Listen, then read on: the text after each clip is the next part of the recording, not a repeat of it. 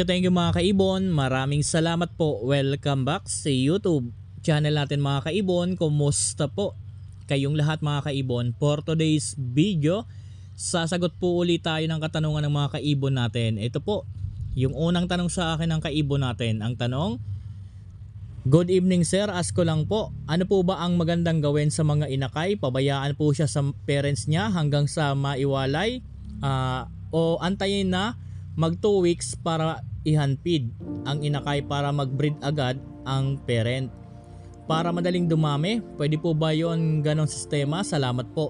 Mga kaibon, disclaimer lang po, ang isi-share ko dito ay base lamang ito sa kaalaman ko at karanasan ko po sa pag-aalaga po ng mga ibon. Sa tanong sa atin ng kaibon natin, kung pwede daw ba na pabayaan yung inakay sa parent hanggang maiwalay, or kaya naman yung inakay gawing hanpid kapag 2 weeks na para daw mabilis dumami yung mga alaga natin. So mga kaibon, hindi naman po natin pwedeng i-force na mag-breed ang mga breeder natin. Kahit po ihanpid natin yung inakay kapag 2 weeks old na yan, hindi naman po yan agad-agad na magbi-breed po. Doon naman po sa mga inakay na antayin natin kung iwalay, meron dyan mga pagkakataon na pag maganda ang kondisyon ng katawan ng mga breeder natin, kahit po yung inakay hindi pa na baba, hindi pa na seeds, meron pagkakataon na nagbe-breed na po sila, nangingitlog na po uli. Meron pong mga ganyang senaryo sa mga alaga natin. Pero dito po sa paghahanpid ng mga inakay, halimbawa kukunin po ninyo yung inakay para ihanpid para mag-breed agad, hindi rin po yan agad-agad magbe-breed. Hindi po yan basta-basta magbe-breed ng agad-agad kapag kinuha na natin yung mga inakay. Mas maganda po kung gusto po ninyong makapagparami agad ng painakay, ang gawin nyo po, kada po itlog ng alaga po ninyo, kunin nyo po, ipaposter po ninyo, obserbahan po ninyo kapag po na ipaposter ninyo yung itlog sa ibang breeder kung magme-mate agad sila. Pero kung hindi magme-mate agad sila, mas maganda hayaan nyo na po sa normal breeding. Hindi naman kasi madalian ang kinakailangan para po makapagparami tayo. Dahil kapag po pinipersa natin yung mga breeder natin, baka yung breeder naman po natin ang sumuko. Alam nyo mga kaibon, 3 sunod na clutch lang po ang kinakailangan. Dapat po ipahinga nyo na po ang breeder kahit na 15 days. Kung kinakailangan gawing 1 buwan, kung wala sa kondisyon na ang katawan, gawin nyo pong 1 buwan. 3 sunod po na clutch, okay na po yan ipahinga. Pero sa plano po natin na halimbawa tuloy-tuloy pa itlogin, kawawa naman po yung magiging katawan ng mga breeder natin yan. At minsan mayroong mga pagkakataon na masayang pa na baka mauwi pa sa pagkamatay ng breeder dahil kumbaga rugado na yung breeder natin, pagod. So mas maganda normal breeding lang po, okay na po yan. Ayaan nyo lang po yung inakay dyan sa parent, kasi kung nasa kondisyon ng katawan yan, kahit hindi pa yan nababa, magbe-breed din po yan. So yan po yung unang katanungan sa atin ng kaibon natin. Pangalawa, sir, sana masagot nyo din po ang parisan ko po, Cremino hen, ang kapares par blue opa split pale. Anong ilalabas? Maglalabas ba sila ng Desino Opa 6 link na hen, or maglalabas sila ng Bluetooth kung tawagin? So sa ganitong klase ng parisan, Cremino na hen, ang kapares par blue opa split pale. So magkaiba po sila ng linyada ng dugo dahil ang isa Cremino, ang isa naman merong dugong pale palo. So maglalabas po ito ng 6 link. Lahat po ng inakay po nito 6 link na po yan. Pero maglalabas po ito ng kulay itim ang mata. Hindi po maglalabas po ito ng visual.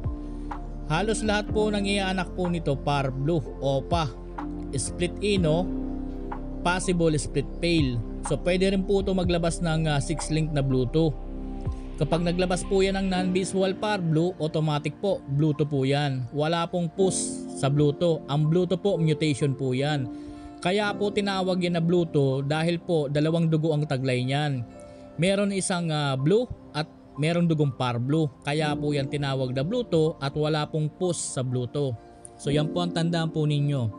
Wala pong possible sa Bluetooth dahil po ang Bluetooth mutation po yan. Hindi po nagiging possible ang mutation. So hindi po ito maglalabas ng visual na red eye.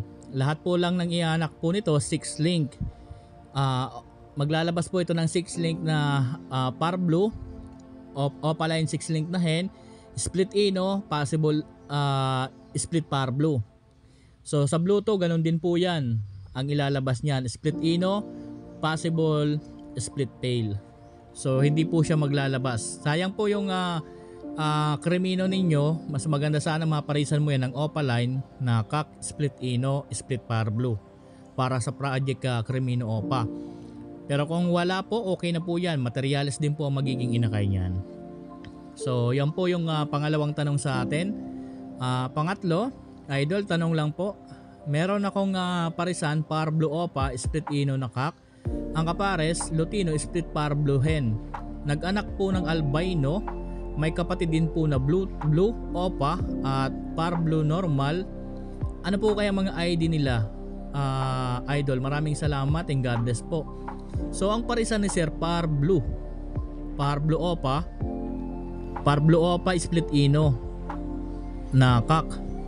Lutino split par blue ang kapares na hen. 6 link po ito sir, kaya po naglabas yan ng normal.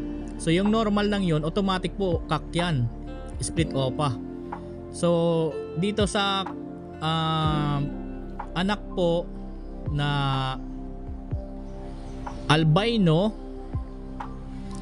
dito po sa anak na albino, kapag po hen yan, automatic opaline yan. Kapag kak po yan, automatic split opa po yan. Sa mga kapatid naman na blue opa, automatic hen na po yun. At doon naman sa kapatid na normal na ay par blue na normal, automatic po split opa yon. So ganun lang po yan. Kapag po visual opa, automatic hen. Kapag po non-visual opa, automatic kak. Ganyan po ang parisan na 6 link. So yan po, 6 link po yung kasi, kaya po ganyan po ang naging inakay. So ang kagandahan dyan sa mga anak na inakay nila, hindi mo na kailangan ng DNA, pero mahihirapan ka sa albino. Doon ka po mahihirapan yan. Medyo mahirap pong sipatin kung opaline ang albino. Kapain mo na lang or ipa-DNA mo. Kapag nag-DNA hen yan, automatic 6 link hen yan, opaline yan. Kapag nag-DNA kak, automatic po split opa po yan. So napakaganda po ng ganito. Yun lang ang problema dahil nga doon sa albino. So yan po yung pangatlo. Pang-apat na tanong sa atin, Lods, tanong lang po, normal lang po ba sa basal na di sinusubuan ng inakay? Namatay kasi. Tingnan ko wala pong subo, salamat po. So ito ang problema. Kapag ang basal, okay lang yan, normal lang yan na mangitlog po ng isa or kaya naman dalawa or kaya naman mangitlog ng 3-4 na merong laman isa or kaya lahat wala.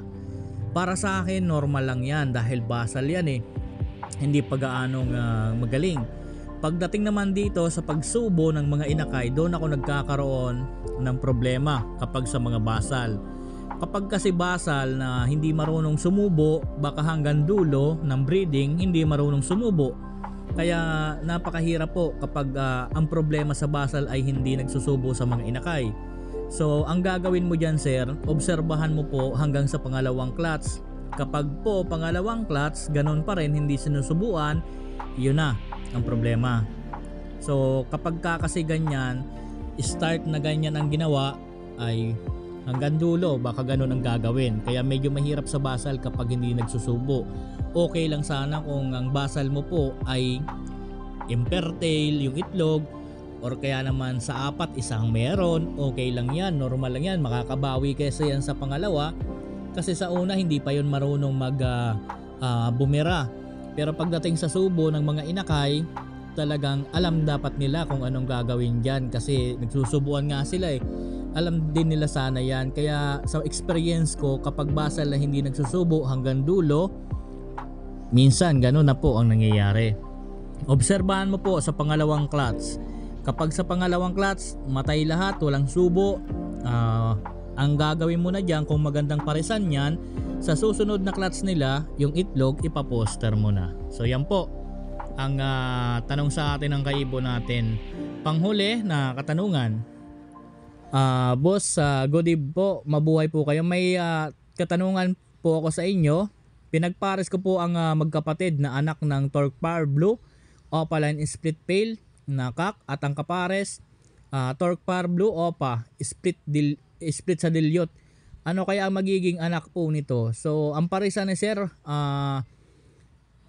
Power Blue Opa split pail na kak. Ang kapares Power Blue Opa split sa dilyot. So lahat po ng magiging anak po nito, Power Blue Opa, possible split pail, possible split dilyot.